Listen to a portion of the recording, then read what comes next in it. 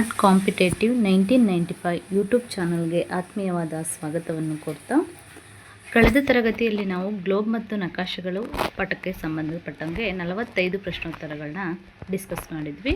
ನಂತರ ಅದರ ಮುಂದುವರೆದ ಭಾಗವನ್ನು ಇಂದಿನ ತರಗತಿಯಲ್ಲಿ ನೋಡೋಣ.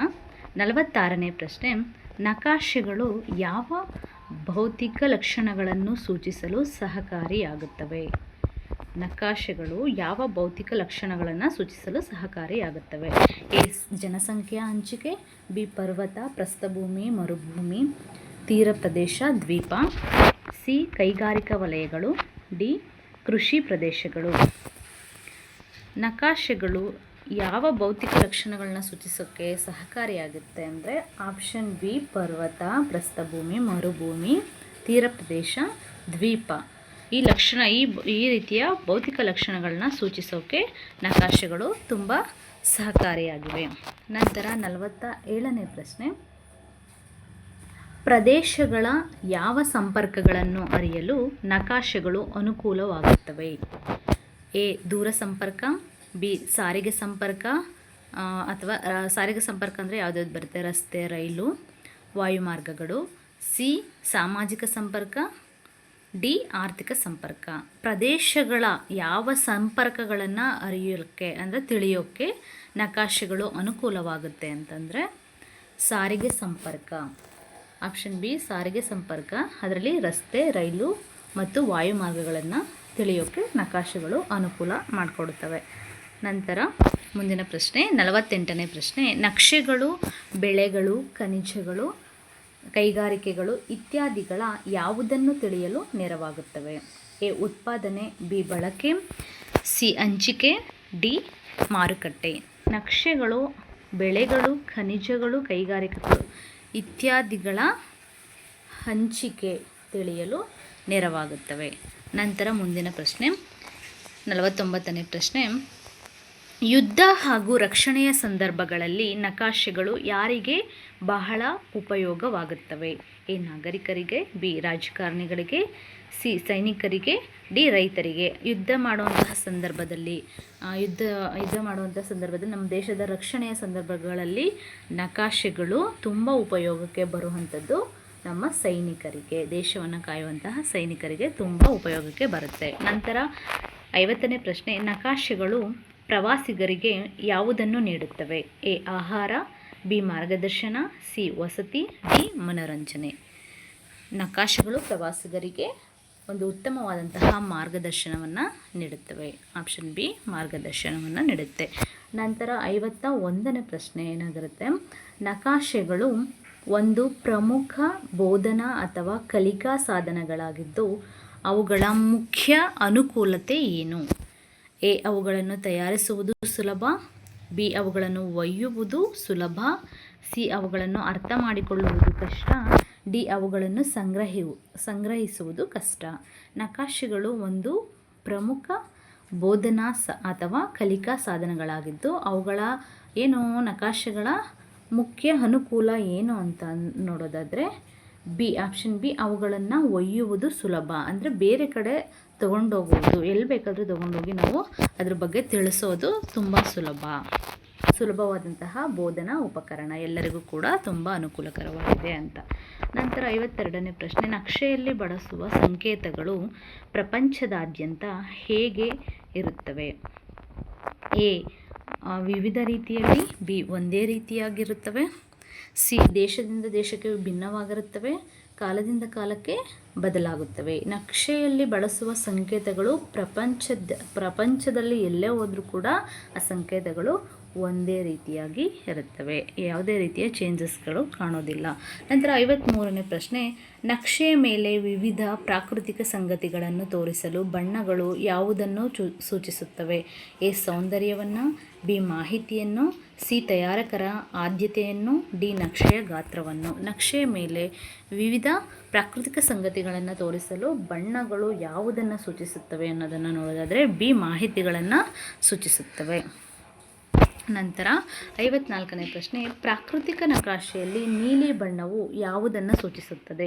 ಎ. ಪರ್ವತಗಳು, ಬಿ. ಜಲಭಾಗಗಳು, ಅದರಲ್ಲಿ ಮಹಾಸಾಗರ ಆಗಿರ್ಬೋದು, ಸಮುದ್ರ ಆಗಿರ್ಬೋದು, ಸರೋವರಗಳಾಗಿರ್ಬೋದು. ಸಿ ಮೈದಾನಗಳು. ಡಿ ಮರುಭೂಮಿಗಳು.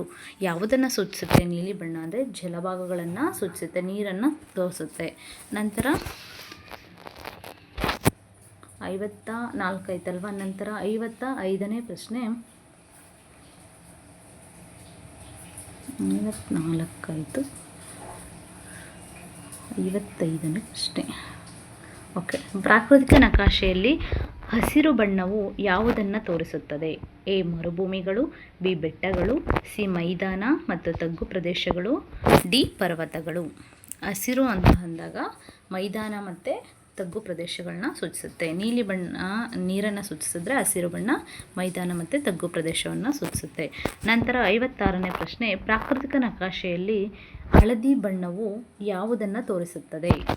ಎ ತಗ್ಗು ಪ್ರದೇಶಗಳು, ಬಿ ಎತ್ತರವಾದ ಭೂಭಾಗಗಳು ಅಥವಾ ಮೈದಾನಗಳಿಗಿಂತ ಎತ್ತರವಾದ ಭಾಗಗಳು, ಸಿ ಜಲಭಾಗಗಳು, ಡಿ ಹಿಮದಿಂದಾವೃತ ಪ್ರದೇಶಗಳು. ಪ್ರಾಕೃತಿಕ ನಕಾಶೆಯಲ್ಲಿ ಹಳದಿ ಬಣ್ಣವು ಯಾವುದನ್ನು ಸೂಚಿಸುತ್ತೆ ಅಂದರೆ ಆಪ್ಷನ್ ಬಿ ಆಗುತ್ತೆ, ಎತ್ತರವಾದ ಭೂಭಾಗಗಳು ಅಥವಾ ಮೈದಾನಗಳಿಗಿಂತ ಎತ್ತರವಾದ ಭಾಗಗಳನ್ನು ಹಳದಿ ಬಣ್ಣ ಸೂಚಿಸುತ್ತೆ. ನಂತರ 57ನೇ ಪ್ರಶ್ನೆ. ಪ್ರಾಕೃತಿಕ ನಕಾಶೆಯಲ್ಲಿ ಕಂದು ಬಣ್ಣವು ಯಾವುದನ್ನು ಸೂಚಿಸುತ್ತದೆ? ಆಯ್ಕೆ ಎ ತಗ್ಗು ಪ್ರದೇಶಗಳು, ಆಯ್ಕೆ ಬಿ ಬೆಟ್ಟಗಳು ಮತ್ತು ಪರ್ವತಗಳಿಗಿಂತ ಕಡಿಮೆ ಎತ್ತರದ ಭೂಭಾಗಗಳು, ಸಿ ಮೈದಾನಗಳು, ಡಿ ಜಲಭಾಗಗಳು. ಪ್ರಾಕೃತಿಕ ನಕಾಶೆಯಲ್ಲಿ ಕಂದು ಬಣ್ಣವು ಬೆಟ್ಟಗಳು ಮತ್ತು ಪರ್ವತಗಳಿಗಿಂತ ಕಡಿಮೆ ಎತ್ತರದ ಭೂಭಾಗಗಳನ್ನು ಸೂಚಿಸುತ್ತವೆ. ಆಪ್ಷನ್ ಬಿ ಆನ್ಸರ್ ಆಗುತ್ತೆ. ನಂತರ 58ನೇ ಪ್ರಶ್ನೆ. ಪ್ರಾಕೃತಿಕ ನಕಾಶೆಯಲ್ಲಿ ಕಡುಕಂದು ಬಣ್ಣವು ಯಾವುದನ್ನು ನಿರೂಪಿಸುತ್ತದೆ? ಆಯ್ಕೆ ಎ ಮಧ್ಯಮ ಎತ್ತರದ ಪ್ರದೇಶಗಳು, ಆಯ್ಕೆ ಬಿ ಅತಿ ಎತ್ತರವಾದ ಪರ್ವತ ಪ್ರದೇಶ, ಆಯ್ಕೆ ಸಿ ಸಮತಟ್ಟಾದ ಭೂಮಿ, ಆಯ್ಕೆ ಡಿ ಕರಾವಳಿ ಪ್ರದೇಶಗಳು. ಪ್ರಾಕೃತಿಕ ನಕಾಶೆಯಲ್ಲಿ ಕಡುಕಂದು ಬಣ್ಣ ಯಾವುದನ್ನು ಸೂಚಿಸುತ್ತೆ ಅನ್ನೋದಾದರೆ ಅತಿ ಎತ್ತರವಾದ ಪರ್ವತ ಪ್ರದೇಶವನ್ನು ಸೂಚಿಸುತ್ತೆ. ಆಪ್ಷನ್ ಬಿ ಆನ್ಸರ್ ಸರಿಯಾದಂತಹ ಉತ್ತರ. ನಂತರ 59ನೇ ಪ್ರಶ್ನೆ. ಪ್ರಾಕೃತಿಕ ನಕಾಶೆಯಲ್ಲಿ ಬಿಳುಪು ಅಥವಾ ನೇರಳೆ ಬಣ್ಣವು ಯಾವುದನ್ನು ಸೂಚಿಸುತ್ತವೆ? ಆಯ್ಕೆ ಎ ಮರುಭೂಮಿಗಳು, ಆಯ್ಕೆ ಬಿ ಬಂಜರು ಭೂಮಿ, ಆಯ್ಕೆ ಸಿ ಹಿಮದಿಂದ ಆವೃತವಾದ ಪ್ರದೇಶಗಳು, ಆಯ್ಕೆ ಡಿ ಕಾಡುಗಳು. ಬಿಳುಪು ಅಥವಾ ನೇರಳೆ ಬಣ್ಣ ಏನನ್ನು ಸೂಚಿಸುತ್ತೆ? ಹಿಮದಿಂದ ಆವೃತವಾದಂತಹ ಪ್ರದೇಶಗಳನ್ನ ಸೂಚಿಸುತ್ತೆ. ಆಯ್ಕೆ ಸಿ ಸರಿಯಾದಂತಹ ಉತ್ತರ ಆಗುತ್ತೆ. ನಂತರ 60ನೇ ಪ್ರಶ್ನೆ. ನಕಾಶೆಯ ಮೇಲೆ ರಸ್ತೆ, ರೈಲು, ವಾಯುಮಾರ್ಗ ಇತ್ಯಾದಿ ಜಾಲಗಳನ್ನು ತೋರಿಸಲು ಯಾವ ಅಂಶಗಳನ್ನು ಬಳಸಲಾಗುತ್ತದೆ? ಎ ಅಂಕಿಅಂಶಗಳು, ಬಿ ವಿವಿಧ ಬಗೆಯ ಗೆರೆಗಳನ್ನು ವಿವಿಧ ಬಣ್ಣಗಳಿಂದ, ನಂತರ ಸಿ ಛಾಯಾಚಿತ್ರಗಳು, ಡಿ ಚಿಹ್ನೆಗಳು ಮಾತ್ರ. ನಕಾಶೆ ಮೇಲೆ ರಸ್ತೆ ಆಗಿರ್ಬೋದು, ರೈಲ್ ಆಗಿರ್ಬೋದು, ವಾಯುಮಾರ್ಗ ಈ ಎಲ್ಲ ಅಂಶಗಳನ್ನು ತೋರಿಸೋಕ್ಕೆ ಯಾವುದನ್ನು ಬಳಸ್ತಾರೆ? ವಿವಿಧ ಬಗೆಯ ಗೆರೆಗಳನ್ನು ವಿವಿಧ ಬಣ್ಣಗಳಿಂದ ತೋರಿಸಲು ಈ ಅಂಶಗಳನ್ನ ಬಳಸ್ತಾರೆ. ಓಕೆ. ನಂತರ ಮುಂದಿನ ಪ್ರಶ್ನೆ 61ನೇ ಪ್ರಶ್ನೆ. ನಕ್ಷೆಯಲ್ಲಿ ಗಡಿರೇಖೆಗಳನ್ನು ತೋರಿಸಲು ಯಾವ ಬಣ್ಣವನ್ನು ಉಪಯೋಗಿಸಲಾಗುವುದು? ಎ ಕೆಂಪು ಬಣ್ಣ, ಬಿ ನೀಲಿ ಬಣ್ಣ, ಸಿ ಕಪ್ಪು ಬಣ್ಣ, ಡಿ ಹಸಿರು ಬಣ್ಣ. ಆಯ್ಕೆ ಯಾವುದು ಸರಿಯಾಗಿರುತ್ತೆ ಅಂತ ಅಂದರೆ ಕಪ್ಪು, ಸಿ ಕಪ್ಪು ಬಣ್ಣ. ಆಯ್ಕೆ ಸಿ ಯಾವುದಾಗಿರುತ್ತೆ? ಕಪ್ಪು ಬಣ್ಣ ಆಗಿರುತ್ತೆ. ನಂತರ ಮುಂದಿನ ಪ್ರಶ್ನೆ 62ನೇ ಪ್ರಶ್ನೆ. ನಕ್ಷೆಯಲ್ಲಿ ರಸ್ತೆಗಳನ್ನು ತೋರಿಸಲು ಯಾವ ಬಣ್ಣವನ್ನು ಉಪಯೋಗಿಸಲಾಗುವುದು? ಆಯ್ಕೆ ಎ ನೀಲಿ ಬಣ್ಣ, ಆಯ್ಕೆ ಬಿ ಹಳದಿ ಬಣ್ಣ, ಆಯ್ಕೆ ಸಿ ಹಸಿರು ಬಣ್ಣ, ಆಯ್ಕೆ ಡಿ ಕೆಂಪು ಬಣ್ಣ. ಇಲ್ಲಿ ಸರಿಯಾದ ಉತ್ತರ ಏನಾಗುತ್ತೆ ಅಂದರೆ ಆಯ್ಕೆ ಡಿ ಕೆಂಪು ಬಣ್ಣ ಆಗುತ್ತೆ. ನಂತರ 63ನೇ ಪ್ರಶ್ನೆ. ನಕಾಶೆಗಳನ್ನು ಓದಿ ಅರ್ಥ ಮಾಡಿಕೊಳ್ಳಲು ಯಾವ ಅಂಶಗಳನ್ನು ತಿಳಿದಿರಬೇಕು? ಎ ನಕ್ಷೆ ತಯಾರಕರ ಹೆಸರು, ಬಿ ವಿವಿಧ ಬಣ್ಣಗಳು, ರೇಖೆಗಳು ಮತ್ತು ಚಿಹ್ನೆಗಳ ಬಗ್ಗೆ, ಸಿ ನಕ್ಷೆಯ ಐತಿಹಾಸಿಕ ಹಿನ್ನೆಲೆ, ಡಿ ನಕ್ಷೆಯ ವಾಣಿಜ್ಯ ಮೌಲ್ಯ. ಇದರಲ್ಲಿ ಯಾವುದನ್ನು ತಿಳಿಬೇಕು ಅಂದರೆ ಆಯ್ಕೆ ಬಿ ವಿವಿಧ ಬಣ್ಣಗಳು, ರೇಖೆಗಳು ಮತ್ತು ಚಿಹ್ನೆಗಳ ಬಗ್ಗೆ ತಿಳಿದಿರಬೇಕು. ನಂತರ 65ನೇ ಇದು 64 ಇದು 63 ಈಗ 64 4ನೇ ಪ್ರಶ್ನೆ, ನಕಾಶೆ ಓದುವುದು ಒಂದು ಕೌಶಲವಾಗಿದ್ದು ನಾವೆಲ್ಲರೂ ನಕಾಶೆ ಮೇಲಿನ ಸ್ಥಳ ಮತ್ತು ವಿವಿಧ ಲಕ್ಷಣಗಳನ್ನು ಅರ್ಥ ಮಾಡಿಕೊಳ್ಳಲು ಏನು ಹೊಂದಿರಬೇಕು? ಆಯ್ಕೆ ಎ ಹಣ, ಬಿ ಕೆಲವು ಪರಿಣಿತಿ ಮತ್ತು ಸಾಮಾನ್ಯ ನಿರ್ದೇಶನಗಳು, ಆಯ್ಕೆ ಸಿ ಪ್ರಯಾಣದ ಅನುಭವ, ಆಯ್ಕೆ ಡಿ ಉತ್ತಮ ದೃಷ್ಟಿ. ನಾವು ನಕಾಶೆಯನ್ನು ಓದೋದು ಒಂದು ಕೌಶಲ ಅಲ್ವಾ. ನಾವೆಲ್ಲರೂ ನಕಾಶೆ ಮೇಲಿನ ಸ್ಥಳ ಮತ್ತು ವಿವಿಧ ಲಕ್ಷಣಗಳನ್ನ ಅರ್ಥ ಮಾಡ್ಕೊಳ್ಬೇಕು ಅಂದರೆ ಏನನ್ನು ಹೊಂದಿರಬೇಕು ಅಂದರೆ ಪರಿಣಿತಿಯನ್ನು ಹೊಂದಿರಬೇಕು ಮತ್ತು ಸಾಮಾನ್ಯ ನಿರ್ದೇಶನಗಳು ನಮಗೆ ತಿಳಿದಿರಬೇಕು. ಆವಾಗ ನಾವು ನಕಾಶೆಗಳನ್ನ ಆರಾಮಾಗಿ ಓದ್ಬೋದು. ಸುಮ್ಮನೆ ಏನು ತಿಳ್ಕೊಳ್ಳದೆ ನಾವು ನಕಾಶೆಗಳನ್ನ ಓದೋದು ಕಷ್ಟಕರ. ನಂತರ ನಕಾಶೆಯ ಮೇಲಿನ ಸ್ಥಳಗಳನ್ನು ತಿಳಿಯಲು ನಾವು ಯಾವುದನ್ನು ಅರಿತಿರಬೇಕು? ಆಯ್ಕೆ ಎ ಸ್ಥಳೀಯ ಭಾಷೆ, ಆಯ್ಕೆ ಬಿ ಅಕ್ಷಾಂಶ ಮತ್ತು ರೇಖಾಂಶಗಳು, ಆಯ್ಕೆ ಸಿ ಹವಾಮಾನ ವರದಿ, ಆಯ್ಕೆ ಡಿ ಜನಸಂಖ್ಯಾ ದತ್ತಾಂಶ. ಸೊ ನಕಾಶೆ ಮೇಲಿನ ಸ್ಥಳಗಳನ್ನು ತಿಳಿಯಲು ನಾವು ಏನನ್ನು ಅರಿತಿರಬೇಕು ಅಂದರೆ ಅಕ್ಷಾಂಶ ಮತ್ತು ರೇಖಾಂಶಗಳ ಬಗ್ಗೆ ನಾವು ತಿಳ್ಕೊಂಡಿರಬೇಕು. ಈಗ ಅಕ್ಷಾಂಶ ಅಂತಂದರೆ ನಿಮ್ಗೆ ಗೊತ್ತು, ಪೂರ್ವ ಮತ್ತು ಪಶ್ಚಿಮಾಭಿಮುಖವಾಗಿ ಎಳೆದಂತಹ ಕಾಲ್ಪನಿಕ ರೇಖೆಗಳು. ರೇಖಾಂಶಗಳು ಅಂತಂದರೆ ಏನು ಉತ್ತರ ದಕ್ಷಿಣವಾಗಿ ಎಳೆದಂತಹ ಕಾಲ್ಪನಿಕ ರೇಖೆಗಳು. ಅಕ್ಷಾಂಶಗಳು ಈ ರೀತಿ ಹೇಳ್ತೀವಿ, ರೇಖಾಂಶ ಅಂದರೆ ಈ ರೀತಿ ಹೇಳ್ತೀವಿ. ಸೊ ನಂತರ 66ನೇ ಪ್ರಶ್ನೆ ಏನಾಗುತ್ತೆ ಅಂದರೆ ನಕಾಶೆ ಮೇಲಿನ ಸ್ಥಳದ ದಿಕ್ಕನ್ನು ತಿಳಿಯಲು ಯಾವ ಚಿಹ್ನೆಯು ಸಹಾಯ ಮಾಡುತ್ತದೆ? ಆಯ್ಕೆ ಎ ದಿಕ್ಸೂಚಿ, ಆಯ್ಕೆ ಬಿ ಉತ್ತರದ ದಿಕ್ಕಿಗೆ ಮುಖ ಮಾಡಿದ ಬಾಣದ ಚಿಹ್ನೆ, ಆಯ್ಕೆ ಸಿ ನಕ್ಷೆಯ ಶೀರ್ಷಿಕೆ, ಆಯ್ಕೆ ಡಿ ನಕ್ಷೆಯ ಮಾನಕ. ಇಲ್ಲಿ ನಕಾಶೆ ಮೇಲಿನ ಸ್ಥಳದ ದಿಕ್ಕನ್ನು ತಿಳಿಯಲು ಯಾವ ಚಿಹ್ನೆ ಸಹಾಯ ಮಾಡುತ್ತೆ ಅನ್ನೋದಾದರೆ ಆಯ್ಕೆ ಬಿ ಆಗುತ್ತೆ. ಏನಾಗುತ್ತೆ? ಉತ್ತರ ದಿಕ್ಕಿಗೆ ಮುಖ ಮಾಡಿದ ಬಾಣದ ಚಿಹ್ನೆ ಆಗುತ್ತೆ. ನಂತರ ಮುಂದಿನ ಪ್ರಶ್ನೆ 67ನೇ ಪ್ರಶ್ನೆ, ಎರಡು ಸ್ಥಳಗಳ ನಡುವಿನ ಅಂತರ ತಿಳಿಯಲು ನಕಾಶೆಯಲ್ಲಿ ಯಾವುದು ಸಹಕಾರಿಯಾಗುತ್ತದೆ? ಎ ನಕ್ಷೆಯ ಶೀರ್ಷಿಕೆ, ಬಿ ನಕ್ಷೆಯ ಮಾನಕ, ಸಿ ನಕ್ಷೆಯ ಬಣ್ಣಗಳು, ಡಿ ನಕ್ಷೆಯ ಗಾತ್ರ. ಎರಡು ಸ್ಥಳ ಇರುತ್ತೆ, ಆ ಎರಡು ಸ್ಥಳಗಳ ನಡುವಿನ ಅಂತರವನ್ನು ತಿಳ್ಕೋಬೇಕು ಅಂದರೆ ನಾವು ನಕಾಶೆಯಲ್ಲಿ ನಮಗೆ ತುಂಬ ಉಪಯೋಗಕಾರಿಯಾಗುವಂತಹದ್ದು ಯಾವುದು ಅಂದರೆ ಆಯ್ಕೆ ಬಿ ನಕ್ಷೆಯ ಮಾನಕ ಸಹಕಾರಿಯಾಗುತ್ತೆ. ನಂತರ 68ನೇ ಪ್ರಶ್ನೆ, ಅತ್ಯಂತ ಪುರಾತನ ನಕಾಶೆಯು ಎಲ್ಲಿ ಕಂಡುಬಂದಿದೆ? ಹಳೆಯ ನಕಾಶೆ ಎಲ್ಲಿ ಕಂಡುಬಂದಿದೆ ಪುರಾತನವಾದದ್ದು ಅಂತ? ಆಯ್ಕೆ ಎ ಗ್ರೀಸ್, ಆಯ್ಕೆ ಬಿ ರೋಮ್, ಆಯ್ಕೆ ಸಿ ಬ್ಯಾಬಿಲೋನಿ, ಆಯ್ಕೆ ಡಿ ಚೀನಾ. ಎಲ್ಲಿ ಕಂಡುಬಂದಿದೆ ಅಂದರೆ ಬ್ಯಾಬಿಲೋನಿಯಾದಲ್ಲಿ ಕಂಡುಬಂದಿದೆ ಅತ್ಯಂತ ಪುರಾತನ ನಕಾಶೆ. ನಂತರ 69ನೇ ಪ್ರಶ್ನೆ, ಗ್ರೀಕ್ನ ಖಗೋಳ ವಿಜ್ಞಾನಿಯಾದ ಕ್ಲಾಡಿಯಸ್ ಟಾಲೆಮಿಯವರ ಸಾಲಿನ ಶಕ 90ರಿಂದ 168 ಈ ಯಾವ ಕೃತಿಯು ಪ್ರಥಮ ಅಟ್ಲಾಸ್ ಆಗಿದೆ? ಯಾರು? ಗ್ರೀಕ್ನ ಖಗೋಳ ವಿಜ್ಞಾನಿಯಾದ ಕ್ಲಾಡಿಯಸ್ ಟಾಲೆಮಿಯವರ ಯಾವ ಕೃತಿ ಪ್ರಥಮ ಅಟ್ಲಾಸ್ ಆಗಿದೆ ಅಂದರೆ ಆಯ್ಕೆ ಎ ಅಟ್ಲಾಸ್, ಆಯ್ಕೆ ಬಿ ಗ್ಲೋಬ್, ಆಯ್ಕೆ ಸಿ ಭೌಗೋಳಿಕ ಕೈಪಿಡಿ, ಆಯ್ಕೆ ಡಿ ನಕ್ಷಾ ಸಂಗ್ರಹ. ಸೊ ಯಾವುದಾಗುತ್ತೆ ಆನ್ಸರ್ ಅನ್ನೋದಾದರೆ ಆಯ್ಕೆ ಎ ಅಟ್ಲಾಸ್ ಆಗುತ್ತೆ. ನಂತರ ಮುಂದಿನ ಪ್ರಶ್ನೆ 70ನೇ ಪ್ರಶ್ನೆಯನ್ನು ನೋಡೋಣ. 70ನೇ ಪ್ರಶ್ನೆ, ದಿಕ್ಕಿನಲ್ಲಿರುವ ಮುಳ್ಳು ಯಾವಾಗಲೂ ಯಾವ ದಿಕ್ಕನ್ನು ತೋರಿಸುತ್ತೆ? ಆಯ್ಕೆ ಎ ಪೂರ್ವ, ಆಯ್ಕೆ ಬಿ ಪಶ್ಚಿಮ, ಆಯ್ಕೆ ಸಿ ಉತ್ತರ, ಆಯ್ಕೆ ಡಿ ದಕ್ಷಿಣ.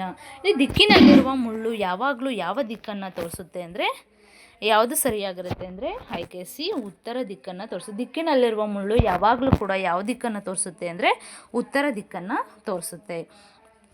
ನಂತರ ಮುಂದುವರೆದ ಪ್ರಶ್ನೆ, ಇಲ್ಲಿ ಬಹು ಆಯ್ಕೆ ಪ್ರಶ್ನೆಗಳು ಮುಗಿದಿವೆ. ನಂತರ ಮುಂದುವರೆದ ಪ್ರಶ್ನೆಗಳನ್ನು ನೋಡೋದಾದರೆ ಏನು ಅಂತಂದರೆ ಹೇಳಿಕೆ ರೂಪದ ಪ್ರಶ್ನೆಗಳನ್ನು ನೋಡೋಣ. ಮೊದಲನೇದು, ಭೂಗೋಳ ವಿಜ್ಞಾನವನ್ನು ಸರಿಯಾಗಿ ಅರ್ಥ ಮಾಡಿಕೊಳ್ಳಲು ಗ್ಲೋಬ್ ಮತ್ತು ನಕಾಶೆಗಳು ಉತ್ತಮ ಕಲಿಕಾ ಸಾಧನಗಳಾಗಿವೆ. ಅದೇ ರೀತಿ ಗ್ಲೋಬ್ ಭೂಮಿಯ ಮಾದರಿಯಾಗಿದ್ದು ನಕಾಶೆಗಳು ಭೂಮಿಯ ವಿವರವಾದ ಮಾಹಿತಿಯನ್ನು ಒದಗಿಸುತ್ತವೆ. ಇದರಲ್ಲಿ ಅರ್ಹತೆ ಮತ್ತು ಕಾರಣ ಎರಡೂ ಸರಿ ಮತ್ತು ಕಾರಣವು ಅರ್ಹತೆಯನ್ನು ಸರಿಯಾಗಿ ವಿವರಿಸುತ್ತವೆ. ಅದೇ ರೀತಿ ಬಿ ಅರ್ಹತೆ ಮತ್ತು ಕಾರಣ ಎರಡೂ ಸರಿ ಆದರೆ ಕಾರಣವು ಅರ್ಹತೆಯನ್ನು ಸರಿಯಾಗಿ ವಿವರಿಸುವುದಿಲ್ಲ. ಸಿ ಅರ್ಹತೆ ಸರಿ ಆದರೆ ಕಾರಣ ತಪ್ಪು, ಡಿ ಅರ್ಹತೆ ತಪ್ಪು ಆದರೆ ಕಾರಣ ಸರಿ. ಇಲ್ಲಿ ಯಾವುದು ಸರಿಯಾಗುತ್ತೆ ಅಂದರೆ ಅರ್ಹತೆ ನೋಡಿ ಏನಿದೆ ಅರ್ಹತೆ ಭೂಗೋಳ ವಿಜ್ಞಾನವನ್ನು ಸರಿಯಾಗಿ ಅರ್ಥ ಮಾಡ್ಕೋಬೇಕು ಅಂದರೆ ಗ್ಲೋಬ್ ಮತ್ತು ನಕಾಶೆಗಳು ಉತ್ತಮ ಕಲಿಕಾ ಸಾಧನಗಳಾಗಿವೆ, ಹೌದಲ್ವಾ? ಗ್ಲೋಬ್ ಮತ್ತು ನಕಾಶೆಗಳು ಭೂಗೋಳನ ತಿಳ್ಕೋಬೇಕು ಅಂದರೆ ಅವೆರಡು ಕೂಡ ತುಂಬ ಇಂಪಾರ್ಟೆಂಟ್ ಆಗಿರುತ್ತೆ. ಅದೇ ರೀತಿ ಇದರ ಕಾರಣ ಬಂದಾಗ ಗ್ಲೋಬ್ ಭೂಮಿಯ ಮಾದರಿಯಾಗಿದ್ದು ನಕಾಶೆಗಳು ಭೂಮಿಯ ವಿವರವಾದ ಮಾಹಿತಿಯನ್ನು ಒದಗಿಸ್ತವೆ. ಸೊ ಹಂಗಾಗಿ ಅರ್ಹತೆ ಮತ್ತು ಕಾರಣ ಎರಡೂ ಕೂಡ ಸರಿಯಾಗಿದ್ದಾವೆ.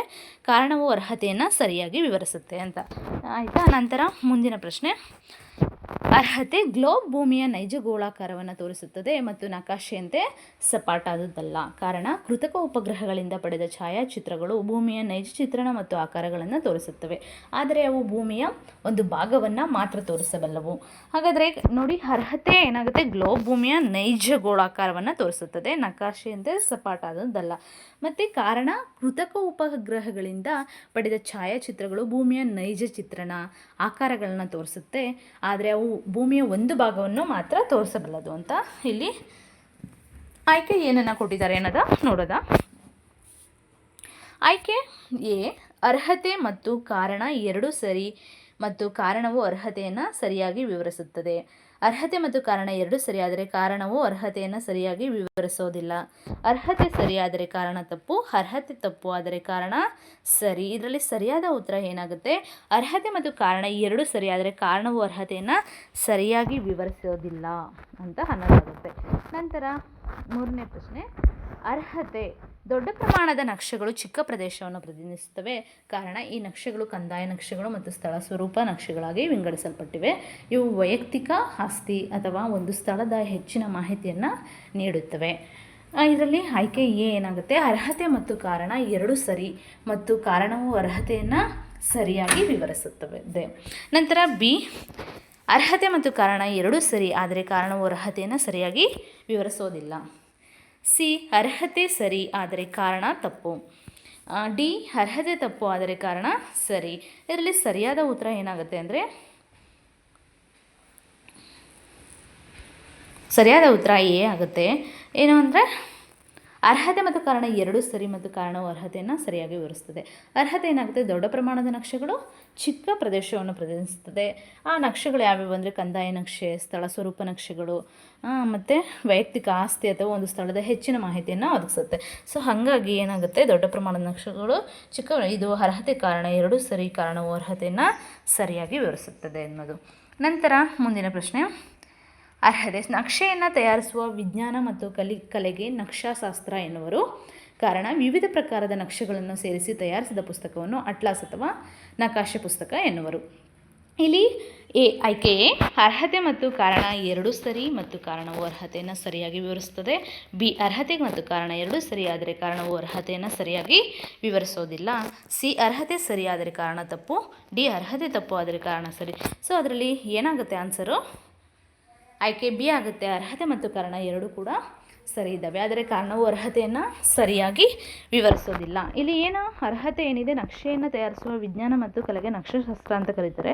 ಬಟ್ ವಿವಿಧ ಪ್ರಕಾರದ ನಕ್ಷೆಗಳನ್ನು ಸೇರಿಸಿ ಪುಸ್ತಕವನ್ನು ಅಟ್ಲಾಸ್ ಅಥವಾ ನಕಾಶೆ ಪುಸ್ತಕ ಅಂದರೆ ನಕ್ಷಾಶಾಸ್ತ್ರನೇ ಬೇರೆ, ಅಟ್ಲಾಸ್ ಈ ರೀತಿ ಕೇಳಿರೋದ್ರಿಂದ ಸೊ ಆಯ್ಕೆ ಎರಡು ಸರಿಯಾಗಿದ್ದಾವೆ, ಆದರೆ ಕಾರಣವು ಅರ್ಹತೆಯನ್ನು ಸರಿಯಾಗಿ ವಿವರಿಸೋದಿಲ್ಲ ಅನ್ನೋದ್ರ ಬಗ್ಗೆ.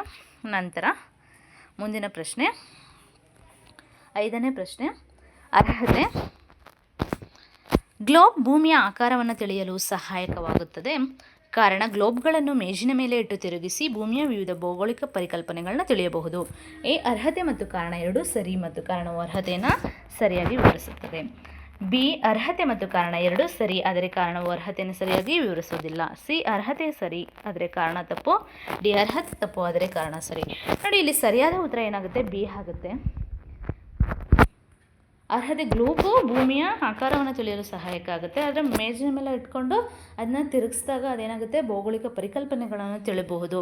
ಅರ್ಹತೆ ಮತ್ತು ಕಾರಣ ಎರಡೂ ಸರಿ ಆದರೆ ಕಾರಣ ಅರ್ಹತೆಯನ್ನು ಸರಿಯಾಗಿ ವಿವರಿಸಲಿಲ್ಲ ಅನ್ನೋದು. ನಂತರ ಆರನೇ ಪ್ರಶ್ನೆ, ಅರ್ಹತೆ ನಕ್ಷೆಯಲ್ಲಿ ಸೂಕ್ತವಾದ ಶೀರ್ಷಿಕೆ ಅತ್ಯಗತ್ಯ. ಕಾರಣ ಶೀರ್ಷಿಕೆಯು ನಮಗೆ ಬೇಕಾದ ಒಳ ವಿಷಯವನ್ನು ತಿಳಿಸುತ್ತದೆ. ಆಯ್ಕೆ ಎ, ಕಾರಣ ಮತ್ತು ಅರ್ಹತೆ ಮತ್ತು ಕಾರಣ ಎರಡೂ ಸರಿ ಮತ್ತು ಕಾರಣವು ಅರ್ಹತೆಯನ್ನು ಸರಿಯಾಗಿ ವಿವರಿಸುತ್ತದೆ. ಆಯ್ಕೆ ಬಿ, ಅರ್ಹತೆ ಮತ್ತು ಕಾರಣ ಎರಡೂ ಸರಿ ಆದರೆ ಕಾರಣವು ಅರ್ಹತೆಯನ್ನು ಸರಿಯಾಗಿ ವಿವರಿಸೋದಿಲ್ಲ. ಆಯ್ಕೆ ಸಿ ಅರ್ಹತೆ ಸರಿ ಆದರೆ ಕಾರಣ ತಪ್ಪು. ಅರ್ಹತೆ ತಪ್ಪು ಆದರೆ ಕಾರಣ ಸರಿ. ಇಲ್ಲಿ ಸರಿಯಾದ ಉತ್ತರ ಏನಾಗುತ್ತೆ ಅಂದರೆ ಅರ್ಹತೆ ಮತ್ತು ಕಾರಣ ಎರಡೂ ಸರಿ ಮತ್ತು ಕಾರಣವು ಅರ್ಹತೆಯನ್ನು ಸರಿಯಾಗಿ ವಿವರಿಸ್ತದೆ ಅನ್ನೋದು. ಇಲ್ಲಿ ನಕ್ಷೆಯಲ್ಲಿ ಏನು ಹೇಳಿದ್ದಾರೆ, ಸೂಕ್ತವಾದ ಶೀರ್ಷಿಕೆ ಅತ್ಯಗತ್ಯ. ಹೌದು, ಮತ್ತು ಶೀರ್ಷಿಕೆಯು ನಮಗೆ ಬೇಕಾದಂತಹ ಒಳ ವಿಷಯಗಳನ್ನು ತಿಳಿಸುತ್ತೆ. ಹಾಗಾಗಿ ಎರಡೂ ಕೂಡ ಸರಿಯಾಗಿದ್ದಾವೆ, ಸರಿಯಾಗಿ ವಿವರಣವನ್ನು ನೀಡಿದ್ದಾರೆ ಅನ್ನೋದು. ನಂತರ 7ನೇ ಪ್ರಶ್ನೆ, ನಕ್ಷಾಸೂಚಿಯು ನಕಾಶೆಯ ಪ್ರಮುಖ ಮೂಲಾಂಶವಾಗಿದೆ. ಕಾರಣ ಇದು ನಕಾಶೆಯಲ್ಲಿ ತೋರಿಸಿರುವ ಎಲ್ಲ ಲಕ್ಷಣಗಳನ್ನು ಸೂಚಿಸುತ್ತದೆ ಮತ್ತು ವಿವಿಧ ಬಣ್ಣಗಳು ಹಾಗೂ ಭೌಗೋಳಿಕ ಚಿಹ್ನೆಗಳನ್ನು ಬಳಸಲಾಗುತ್ತದೆ. ಇಲ್ಲಿ ಆಯ್ಕೆಯನ್ನು ನೋಡೋಣ. ಆಯ್ಕೆ ಅರ್ಹತೆ ಮತ್ತು ಕಾರಣ ಎರಡೂ ಸರಿ ಮತ್ತು ಕಾರಣವು ಅರ್ಹತೆಯನ್ನು ಸರಿಯಾಗಿ ವಿವರಿಸುತ್ತದೆ ಅನ್ನೋದು. ಹಾಗೆ ಮುಂದಿನ ಆಯ್ಕೆಗಳನ್ನು ನೋಡೋಣ. ಆಯ್ಕೆ ಬಿ ಅರ್ಹತೆ ಮತ್ತು ಕಾರಣ ಎರಡೂ ಸರಿ ಆದರೆ ಕಾರಣವು ಅರ್ಹತೆಯನ್ನು ಸರಿಯಾಗಿ ವಿವರಿಸೋದಿಲ್ಲ. ಆಯ್ಕೆ ಸಿ ಅರ್ಹತೆ ಸರಿ ಆದರೆ ಕಾರಣ ತಪ್ಪು. ಡಿ ಅರ್ಹತೆ ತಪ್ಪು ಆದರೆ ಕಾರಣ ಸರಿ. ಇಲ್ಲಿ ಸರಿಯಾದ ಉತ್ತರ ಏನಾಗುತ್ತೆ ಅಂದರೆ ಆಯ್ಕೆ ಎ ಆಗುತ್ತೆ. ಅರ್ಹತೆ ಮತ್ತು ಕಾರಣ ಎರಡೂ ಸರಿ ಮತ್ತು ಕಾರಣವು ಅರ್ಹತೆಯನ್ನು ಸರಿಯಾಗಿ ವಿವರಿಸ್ತದೆ ಅಲ್ವಾ. ನಕ್ಷಾಸೂಚಿಯು ನಕಾಶೆಯ ಪ್ರಮುಖ ಮೂಲಾಂಶ. ನಕಾಶೆಯಲ್ಲಿ ತೋರಿಸಿ ಎಲ್ಲ ಲಕ್ಷಣಗಳನ್ನ ಸೂಚಿಸುತ್ತೆ. ಅದೇ ರೀತಿ ಬಣ್ಣ, ಭೌಗೋಳಿಕ ಚಿಹ್ನೆಗಳನ್ನು ಕೂಡ ಅಲ್ಲಿ ಏನು ಮಾಡಿದ್ದಾರೆ, ನಕ್ಷೆಯಲ್ಲಿ ಬಳಸಿದ್ದಾರೆ ಅನ್ನೋದನ್ನು ನಾವು ತಿಳ್ಕೊಂಡಿದ್ದೀವಿ, ಡಿಸ್ಕಸ್ ಮಾಡುತ್ತಾ. ನಂತರ 8ನೇ ಪ್ರಶ್ನೆ, ಅರ್ಹತೆಗೆ ನಕಾಶೆಗಳು ಯುದ್ಧ ಹಾಗೂ ರಕ್ಷಣೆಯ ಸಂದರ್ಭಗಳಲ್ಲಿ ಸೈನಿಕರಿಗೆ ಬಹಳ ಉಪಯೋಗವಾಗುತ್ತವೆ. ಕಾರಣ ಅವು ಪ್ರವಾಸಿಗರಿಗೆ ಮಾರ್ಗದರ್ಶನ ನೀಡುತ್ತವೆ. ಆಯ್ಕೆ ಅರ್ಹತೆ ಮತ್ತು ಕಾರಣ ಎರಡೂ ಸರಿ ಮತ್ತು ಕಾರಣವು ಅರ್ಹತೆಯನ್ನು ಸರಿಯಾಗಿ ವಿವರಿಸುತ್ತದೆ. ಆಯ್ಕೆ ಬಿ ಅರ್ಹತೆ ಮತ್ತು ಕಾರಣ ಎರಡೂ ಸರಿ ಆದರೆ ಕಾರಣವು ಅರ್ಹತೆಯನ್ನು ಸರಿಯಾಗಿ ವಿವರಿಸೋದಿಲ್ಲ. ಆಯ್ಕೆ ಸಿ ಅರ್ಹತೆ ಸರಿ ಆದರೆ ಕಾರಣ ತಪ್ಪು. ಡಿ ಅರ್ಹತೆ ತಪ್ಪು ಆದರೆ ಕಾರಣ ಸರಿ. ಇಲ್ಲಿ ಸರಿಯಾದ ಉತ್ತರ ಏನಾಗುತ್ತೆ ಅಂದರೆ ಅರ್ಹತೆ ಮತ್ತು ಕಾರಣ ಎರಡೂ ಸರಿ ಆದರೆ ಕಾರಣವು ಅರ್ಹತೆಯನ್ನು ಸರಿಯಾಗಿ ವಿವರಿಸೋದಿಲ್ಲ. ಇನ್ನು ನಕಾಶೆ ಯುದ್ಧ, ರಕ್ಷಣೆ ಎಲ್ಲ ಸಂದರ್ಭಗಳಲ್ಲಿ ಸೈನಿಕರಿಗೆ ಬಹಳ ಉಪಯೋಗ ಆಗುತ್ತೆ ನಕಾಶೆ ಅಲ್ವಾ. ಅದೇ ರೀತಿ ಅವು ಪ್ರವಾಸಿಗರಿಗೆ ಮಾರ್ಗದರ್ಶನ. ಎರಡೂ ಏನಾಗಿದೆ, ಅದು ಸರಿಯಾಗಿ ಕಾರಣ ಸರಿ ಅರ್ಹತೆಯನ್ನು ಸರಿಯಾಗಿ ವಿವರಿಸಿರೋದೇ ಇಲ್ಲ. ಆಯಿತಾ, 8ನೇ ಪ್ರಶ್ನೆ ಆಯಿತು. ನಂತರ 9ನೇ ಪ್ರಶ್ನೆ, ಅರ್ಹತೆ ನಕ್ಷೆಯಲ್ಲಿ ನೀಲಿ ಬಣ್ಣವು ಜಲಭಾಗಗಳನ್ನು ಸೂಚಿಸುತ್ತದೆ. ಕಾರಣ ನೀಲಿ ಬಣ್ಣವು ಮಹಾಸಾಗರ, ಸಮುದ್ರ, ಸರೋವರಗಳನ್ನ ಪ್ರತಿನಿಧಿಸುತ್ತದೆ. ಆಯ್ಕೆ ಅರ್ಹತೆ ಮತ್ತು ಕಾರಣ ಎರಡೂ ಸರಿ ಮತ್ತು ಕಾರಣವು ಅರ್ಹತೆಯನ್ನು ಸರಿಯಾಗಿ ವಿವರಿಸುತ್ತದೆ. ಆಯ್ಕೆ ಬಿ ಅರ್ಹತೆ ಮತ್ತು ಕಾರಣ ಎರಡೂ ಸರಿ ಆದರೆ ಕಾರಣವು ಅರ್ಹತೆಯನ್ನು ಸರಿಯಾಗಿ ವಿವರಿಸೋದಿಲ್ಲ. ಸಿ ಅರ್ಹತೆ ಸರಿ ಆದರೆ ಕಾರಣ ತಪ್ಪು. ಡಿ ಅರ್ಹತೆ ತಪ್ಪು ಆದರೆ ಕಾರಣ ಸರಿ. ಇಲ್ಲಿ ನೋಡಿ ಯಾವುದು ಸರಿಯಾದ ಉತ್ತರ ಆಗುತ್ತೆ ಅಂದರೆ ಆಯ್ಕೆ ಎ ಆಗುತ್ತೆ. ಅರ್ಹತೆ ಕಾರಣ ಎರಡೂ ಸರಿ ಮತ್ತು ಕಾರಣವು ಅರ್ಹತೆಯನ್ನು ಸರಿಯಾಗಿ ವಿವರಿಸಿದೆ ಅಲ್ವಾ. ಇಲ್ಲಿ ನಕ್ಷೆಯಲ್ಲಿ ನೀಲಿ ಬಣ್ಣ ತೋರಿಸುತ್ತೆ, ಅದು ಯಾವುದಂದ್ರೆ ಮಹಾಸಾಗರ, ಸಮುದ್ರ, ಸರೋವರಗಳನ್ನು ಪ್ರತಿನಿಧಿಸುತ್ತೆ ಅನ್ನೋದು. ನಂತರ 10ನೇ ಪ್ರಶ್ನೆಗೆ ಹೋಗೋಣ. 10ನೇ ಪ್ರಶ್ನೆ, ಅರ್ಹತೆ ಅಟ್ಲಾಸ್ ನಕ್ಷೆಗಳು ಚಿಕ್ಕದಾಗಿದ್ದರೂ ಅವು ನಮಗೆ ವಿವರವಾದ ಮಾಹಿತಿಗಳನ್ನ ನೀಡುತ್ತವೆ. ಕಾರಣ ಭೂಪಟಗಳು ಅಟ್ಲಾಸ್ಗಳಿಗಿಂತ ದೊಡ್ಡವು ಮತ್ತು ಅವುಗಳನ್ನ ತರಗತಿಯಲ್ಲಿ ಬೋಧನಾ ಸಾಧನವಾಗಿ ಉಪಯೋಗಿಸಲಾಗುವುದು. ಆಯ್ಕೆ ಎ ಅರ್ಹತೆ ಮತ್ತು ಕಾರಣ ಎರಡೂ ಸರಿ ಮತ್ತು ಕಾರಣವು ಅರ್ಹತೆಯನ್ನು ಸರಿಯಾಗಿ ವಿವರಿಸುತ್ತದೆ. ಬಿ ಅರ್ಹತೆ ಮತ್ತು ಕಾರಣ ಎರಡೂ ಸರಿ ಆದರೆ ಕಾರಣವು ಅರ್ಹತೆಯನ್ನು ಸರಿಯಾಗಿ ವಿವರಿಸೋದಿಲ್ಲ. ಆಯ್ಕೆ ಸಿ ಅರ್ಹತೆ ಸರಿ ಆದರೆ ಕಾರಣ ತಪ್ಪು. ಡಿ ಅರ್ಹತೆ ತಪ್ಪು ಆದರೆ ಕಾರಣ ಸರಿ. ಇಲ್ಲಿ ಸರಿಯಾದ ಉತ್ತರ ಏನಾಗುತ್ತೆ ಅಂದರೆ ಬಿ ಆಗುತ್ತೆ. ಧನ್ಯವಾದಗಳು. ಇಲ್ಲಿವರೆಗೆ ನಾವು ಇಷ್ಟು ಕ್ವಶನ್ಸನ್ನು ಕಲ್ತ್ಕೊಂಡಿದ್ದೀವಿ. ಮುಂದಿನ ತರಗತಿಯಲ್ಲಿ ನಾವು ಇನ್ನೂ ಉಳಿದ ಪ್ರಶ್ನೋತ್ತರಗಳನ್ನ ಚರ್ಚಿಸೋಣ. ಧನ್ಯವಾದಗಳು.